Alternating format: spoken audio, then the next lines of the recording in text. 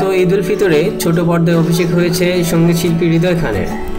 এই ঈদেই তন্ময় তানসেনের খরণ, মোহাম্মদ মোস্তফা কামালের রূপকথার গল্প ও এস.এ. হক আলীকের ফিরে যাওয়া হলো না নাটকগুলোতে অভিনয় করেছিলেন তিনি। একে তিনি বলেছিলেন শখের বশেই অভিনয়। ঈদ উল আজহাতেও ছিল একাধিক নাটকের প্রস্তাব, আসছে এখনও, কিন্তু নাটকে আর অভিনয় করতে চান না তিনি। কেন তার অভিনয় করতে চান না জানতে চাইলে হৃদয় খান বলেন, আমি আসলে কখনোই নিয়মিত অভিনয় করতে চাইনি। ওই সময় কাছের মানুষগুলো এমনভাবে ধরেছিলেন আমাকে শেষ পর্যন্ত উপেক্ষা করতে পারিনি। আর নিজেরও খানিকটা শখ ছিল, শখ মিটে গেছে কিনা জানতে চাইলে হাসতে হাসতে তিনি বলেন, হ্যাঁ মিটে গেছে।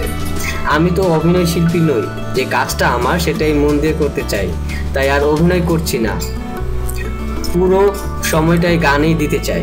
খরণ নাটকে তারিন, রূপকথার গল্প নাটকে তিশা ও ফিরে যাওয়া হলো না নাটকে পূর্ণিমার বিপরীতে অভিনয় করেছিলেন হৃদয় খান।